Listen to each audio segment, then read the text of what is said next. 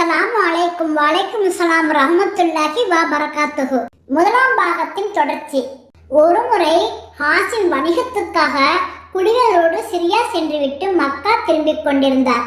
அவரோடு மற்றும் சில குழுக்களும் இருந்தன. அவற்றில் எத்ரிபை சேர்ந்தவர்களும் இருந்தனர்.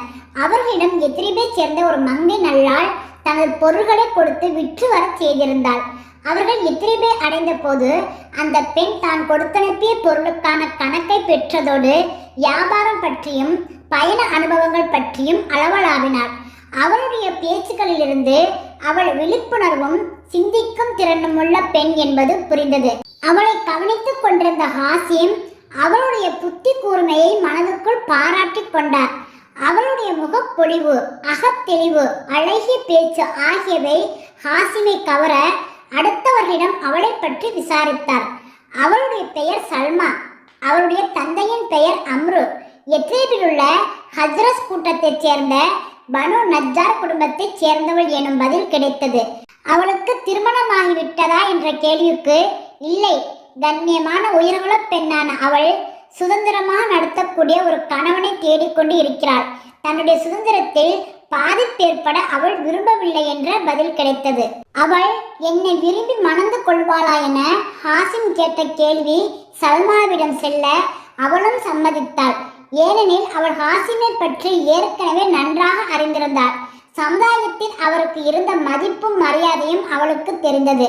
சல்மாவை மணந்து கொண்ட ஹாசிம் மக்காவை வந்தடைந்தார்.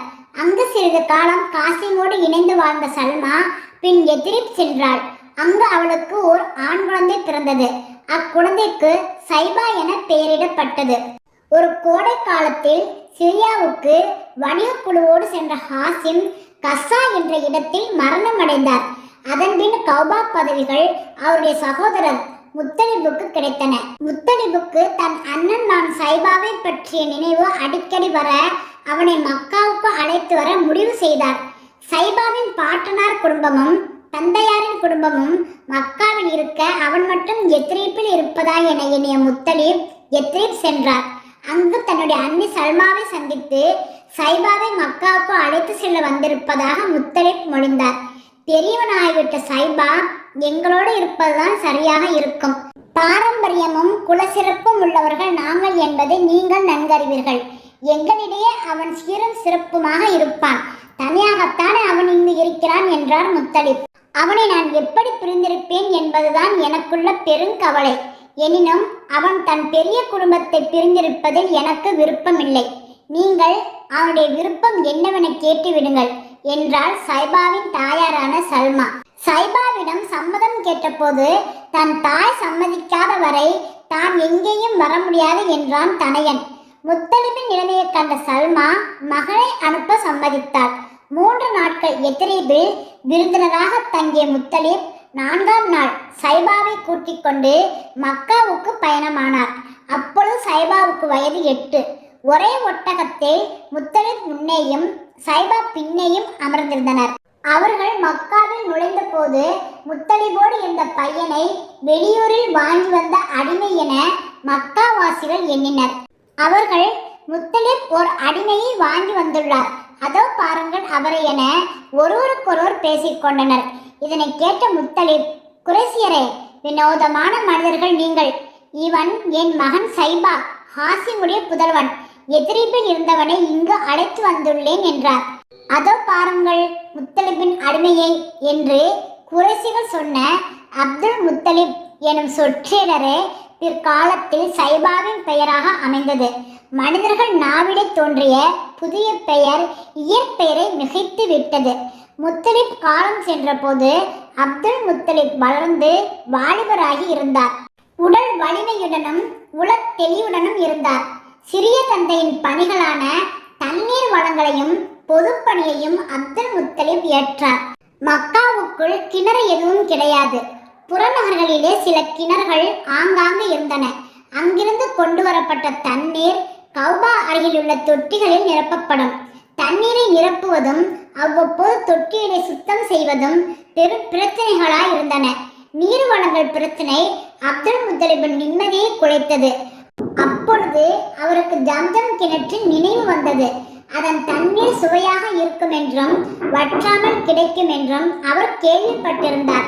ஜம்ஜம் கிணற்றில் தண்ணீர் மட்டும் கிடைத்துவிட்டால் தொல்லைகள் குறையும் என்று கருதினார். இதன்பின் ஜம்ஜம் கிணத்தை பற்றி விசாரிக்க தொடங்கினார். ஏன் மூடினார்கள், யார் மூடினார்கள் என்ற கேள்விகளுக்கு பதில் கிடைக்க தொடங்கியது.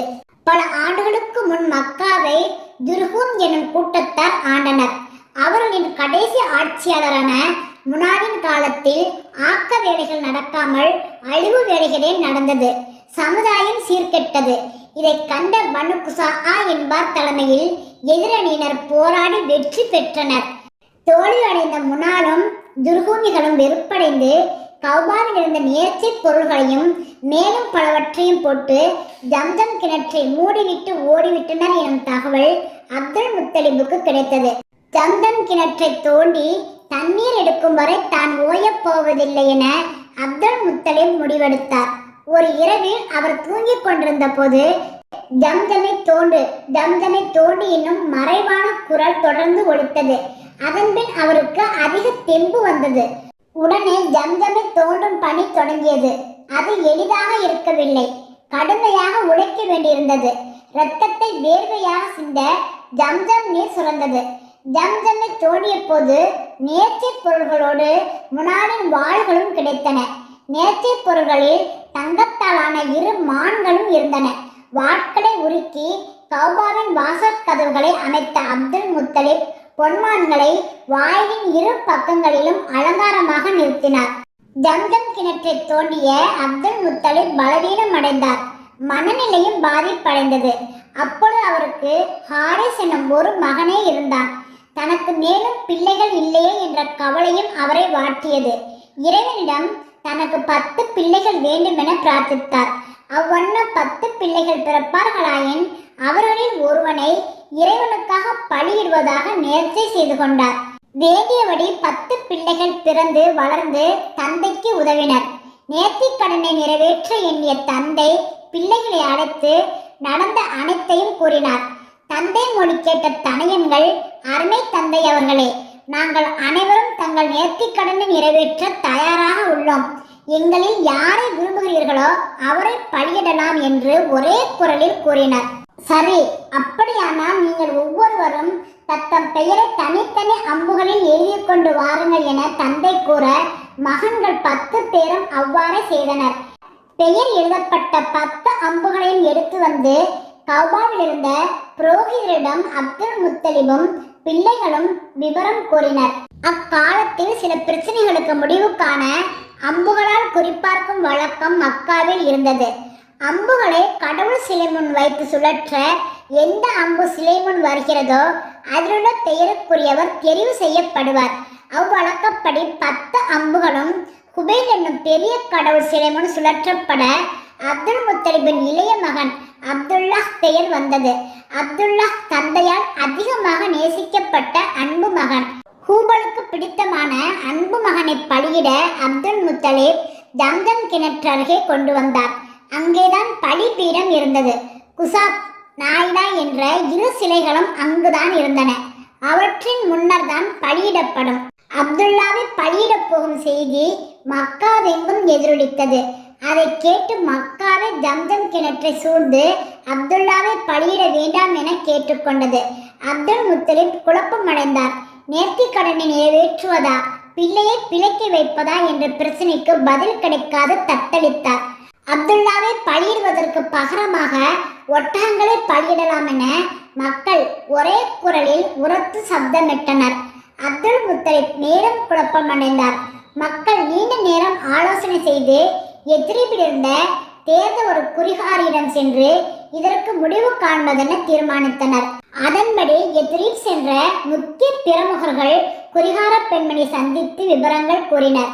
விவரங்களை கேட்ட அந்த பெண்மணி ஒரு கைதியை விடுவிப்பதற்கு அல்லது ஒரு குற்றவாளியின் உயிரை காப்பாற்றுவதற்கு எவ்வளவு பிணைத்தொகை கொடுப்பீர்கள் என கேட்டார். 10 ஒட்டகங்கள் கொடுப்போம் என்றனர் சென்றவர்கள். அப்படியானால் ஒரு சீட்டில் 10 ஒட்டகங்கள் என்றும் மற்றொரு சீட்டில் அப்துல்லா என்றும் எழுதி கொடுக்குங்கள். ஒட்டகம் என்று பெயர் வந்தால் சரி, இல்லையெனில் மீண்டும் அப்துல்லா எனும் சீட்டோடு 20 ஒட்டகங்கள் என எழுதி போட்டு கொடுக்குங்கள். மறுபடியும் அப்துல்லா என வந்தால் மீண்டும் கொடுக்கும்போது 10 அதிகமாக்குங்கள். இவ்வாறே உங்கள் கடவுளின் பொருத்தம் கிடைக்கும் வரை 10 ஒட்டகங்களை அதிகமாக்கிக் கொண்டே இருங்கள் என சொல்லி அனுப்பினாள். குறிகாரி சொன்னபடி சீட்டுகள் கொடுக்கப்பட அப்துல்லாவின் பெயரை தொடர்ந்து வந்தது. ஒட்டகங்களின் எண்ணிக்கை 10 கூட்டப்பட்டது. கூடியிருந்தோர் முகங்கள் வாடின, அகங்கள் சஞ்சலம் அடைந்தன. அப்துல் முத்தலிப் இறைவனை மீண்டும் பிரார்த்தித்தார். இறைவா, பிணையை ஏற்பாயாக, அப்துல்லாவின் உயிரை காப்பாற்றுவாயாக என அப்துல் முத்தலிப் வேண்ட 100 ஒட்டகங்கள் என சீட்டு வர அப்துல்லா காப்பாற்றப்பட்டார். அனைவரும் மகிழ்ச்சி அடைந்தனர். எனினும் அப்துல் முத்தலிபுக்கு நிறைவு ஏற்படவில்லை. மீண்டும் கொடுக்கச் செய்தார். இறைவனின் விருப்பத்தை தெளிவாக தெரிந்து கொள்ள விரும்பிய அப்துல் முத்தலிபின் எண்ணம் நிறைவேறியது. மறுபடியும் 100 ஒட்டகங்கள் என சீட்டு வர பலியிடும் ஏற்பாடு நடந்தது. அறுக்கப்பட்ட 100 ஒட்டகங்களின் கறி அங்கேயே விரும்புவர்கள் எடுத்துக்கொள்ளட்டும் என விடப்பட்டது. இதன் தொடர்ச்சி இன்ஷா அல்லாஹ் 3ஆம் பாகத்தில் கேட்கலாம். இறைவனுக்கு அஞ்சுவோம், இறைவனின் கட்டளைக்கு கீழ்ப்படிவோம். அல்ஹம்துலில்லாஹ்.